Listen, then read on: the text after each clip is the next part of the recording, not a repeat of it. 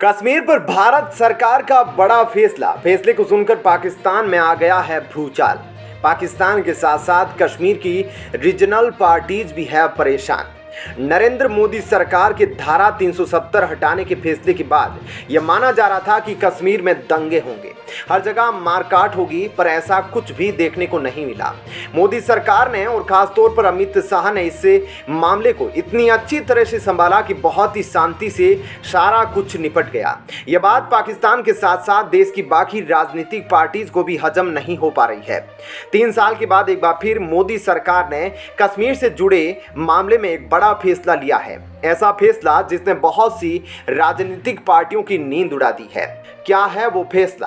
क्या मोदी सरकार घाटी में चुनाव कराने जा रही है? अगर चुनाव होता है तो दोस्तों आपको क्या लगता है, कौन सी राजनीतिक पार्टी वहां दम दिखा पाएगी? अपनी राय हमें कमेंट सेक्शन में जरूर बताइएगा। और मोदी सरकार के बड़े फैसले को जानने के लिए इस वीडियो को अंत तक जरूर देखें। साथ ही चैनल को भी सब्सक्राइब करना ना भूलिएगा। दोस्तों, मोदी सरकार के धारा 370 हटाने के फैसले के बाद यही अनुमान लगा रहे थे कि वहां हर जगह दंगे होंगे, पर ऐसा कुछ नहीं हुआ, बल्कि उल्टा घाटी में बहुत शांति है। इसके साथ ही घाटी में बहुत सारा विदेशी निवेश भी आ रहा है और अब घाटी में तरक्की दिख रही है। कश्मीर घाटी में धारा 370 हटने के बाद इसका असर अब जमीनी स्तर पर भी दिखने लगा है। पश्चिमी राजस्थान से आए शरणार्थियों को जम्मू कश्मीर प्रशासन ने जमीन का मालिकाना हक देने की प्रक्रिया को शुरू कर दिया है। सरकारी आंकड़ों की माने तो साल 1947 के बाद करीब 5400 परिवारों ने पाकिस्तान से जम्मू के सीमावर्ती क्षेत्रों में आकर शरण ली थी। यह पाकिस्तानी शरणार्थी परिवार जम्मू के कठुआ, सांबा और अन्य कस्बों में बस गए। बताया जाता है कि शरण लेने वालों में से ज्यादातर परिवार हिंदू और सिख थे। कहने के लिए औपचारिक तौर पर इन शरणार्थियों को साल 1954 में ही जमीन का वायदा कर दिया गया, लेकिन यह महज खानापुरी थी। दरअसल धारा 370 को इस मामले में सबसे बड़ी रुकावट माना जाता था। धारा 370 हट जाने के बाद इन परिवारों को जमीन के साथ साथ वोट डालने का भी अधिकार मिलने जा रहा है। इसका फायदा भाजपा घाटी में होने वाले चुनाव में उठाने की कोशिश करेगी। भाजपा सारे शरणार्थियों को वोट बैंक की तरह इस्तेमाल करने की कोशिश जरूर करेगी। अब बाकी राजनीतिक पार्टियां इस चुनाव में इस मुद्दे को कैसे देखेगी, यह देखने वाली बात होगी। इस खबर पर आपकी क्या राय है, हमें कमेंट करके जरूर बताइएगा। और खबर पसंद आई हो तो वीडियो को लाइक और शेयर जरूर कीजिएगा। जय हिंद।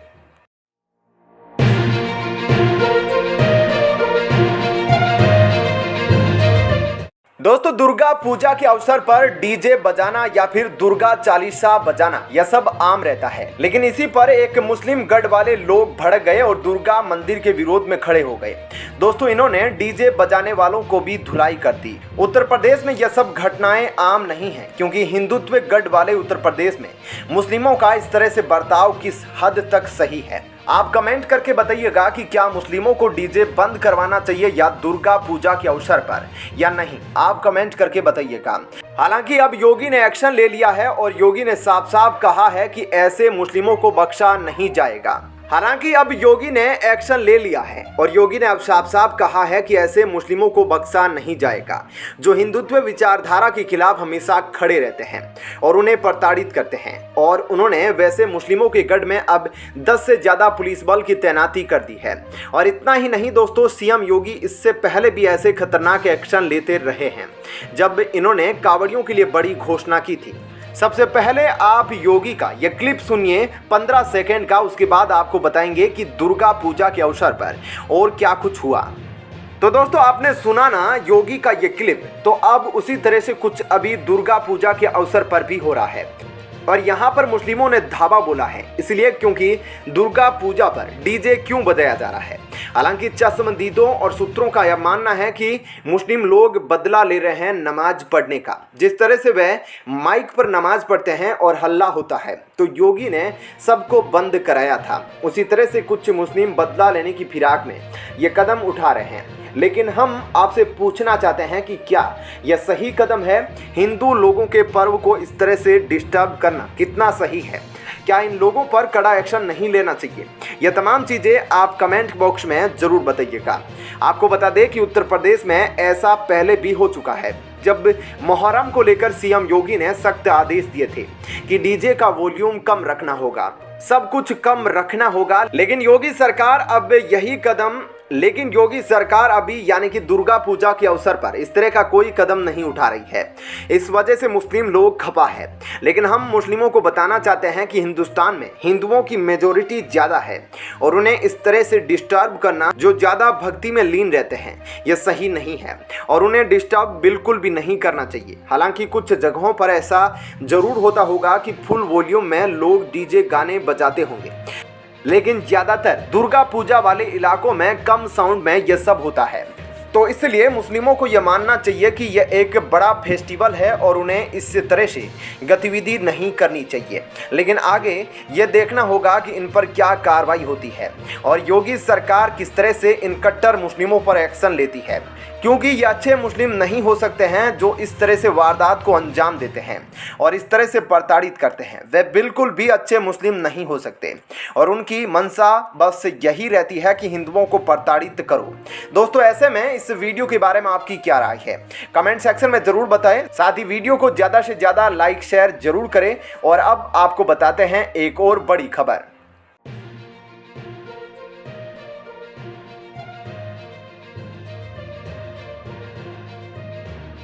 दोस्तों, मुस्लिमों ने जिस तरह से विश्व स्तर पर आतंकवाद को फैलाया है, उसके बाद से अब बड़े बड़े डेवलप्ड कंट्रियों ने भी अपने देश से निकालना शुरू कर दिया है।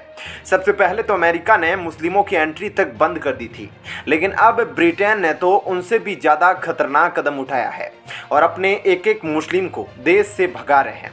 दोस्तों, आपको बता दें कि यह इसलिए क्योंकि मुस्लिमों ने हिंदुओं पर हमला किया था और हिंदुओं के साथ क्या कुछ किया था वह आपको डिटेल में बताएंगे। लेकिन अवैध पाकिस्तानी मुस्लिमों को अब ब्रिटेन से 10 दिन के अंदर निकल जाने को कहा है, अदरवाइज इसका अंजाम भुगतने के लिए सरकार ने चेतावनी दे दी है। क्या कुछ है, सब कुछ आपको डिटेल में बताएंगे। लेकिन आप कमेंट करके बताइएगा कि ब्रिटेन का ये स्टेप सही है या गलत, कि वह खास करके पाकिस्तानी मुस्लिमों को अपने देश से भगा रहे हैं। दोस्तों, आपको बता दें कि यह वही मुस्लिम है जो भारत में ही हिंसा फैलाने के लिए मास्टरमाइंड तैयार करते हैं और भारत भेजकर गलत चीजें करते हैं। आर्मी पर धावा बोलते हैं तो कभी बड़े 5 स्टार होटल्स पर धावा बोलते हैं। आपको याद होगा मुंबई कांड, उस तरह से ही कुछ ऐसे मुस्लिम ब्रिटेन में भी हैं जिन्हें अब ब्रिटेन खत्म करना शुरू कर दिया है। और ऐसे में ब्रिटेन की पीएम ने यह साफ साफ कहा है कि हिंदुओं से किसी भी तरह से छेड़खानी या फिर उनकी विचारधारा से खिलवाड़ करना वह कभी भी बर्दाश्त नहीं करेगी। हालांकि आपको बता दें कि ऋषि सुनक भले ही ब्रिटेन के पीएम ना बन पाए हो, लेकिन अभी जो पीएम है वह भी काफी कुछ हिंदुओं के सम्मान में कर रही है। अब डिटेल में बताते हैं क्या कुछ आगे हो रहा है। दोस्तों, आपको बता दें कि हाल ही में यूके के लेस्टर शहर में रहने वाले मुस्लिमों ने भारतीय हिंदुओं के साथ मारपीट की थी और साथ ही मंदिरों को भी तोड़ा गया था। लेकिन अब इन लोगों की बिल्कुल खैर नहीं है जो अवैध रूप से यूके में रह रहे थे, क्योंकि इनको सबक सिखाने के लिए हाल ही में यूके ने पाकिस्तान के साथ एक ऐसा समझौता साइन किया है जिससे इन सभी मुस्लिमों को बाहर का रास्ता दिखाया गया है। आपको बता दें कि इस समझौते के मुताबिक ब्रिटेन में गैर कानूनी तरीके से रहने वाले पाकिस्तानी नागरिकों को वहां से जल्द ही हटाया जाएगा और इस एग्रीमेंट पर ब्रिटेन के विदेश मंत्री प्रीति पटेल ने हस्ताक्षर भी किए हैं, जिसके बाद अब यह बताया जा रहा है कि जल्द ही वहां रहने वाले इन सभी पाकिस्तानियों को वापस इनके देश भेज दिया जाएगा। आपको बता दें कि ब्रिटेन को ऐसा इसलिए करना पड़ा क्योंकि ब्रिटेन के विदेशी अपराधों की लिस्ट में पाकिस्तान 7वें नंबर पर है।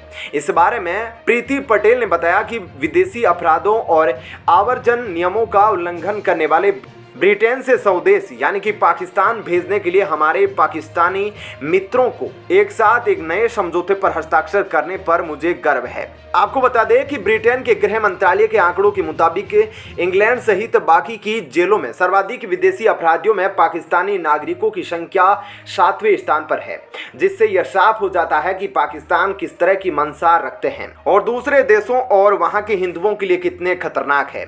और दोस्तों, यही वजह है कि अब ब्रिटेन भी अपने देश में रहने वाले ऐसे पाकिस्तानियों को बाहर निकाल रहा है जो वहां गैर कानूनी तरीके से दंगे भड़काते हैं और अलग अलग तरह की आपराधिक आपराधिक गतिविधियों को अंजाम देते हैं, क्योंकि ब्रिटेन चाहता है कि वहां होने वाले अपराधों को कम किया जाए और साथ ही यह पाकिस्तानी लोग वहां के नागरिकों के लिए खतरा ना बने।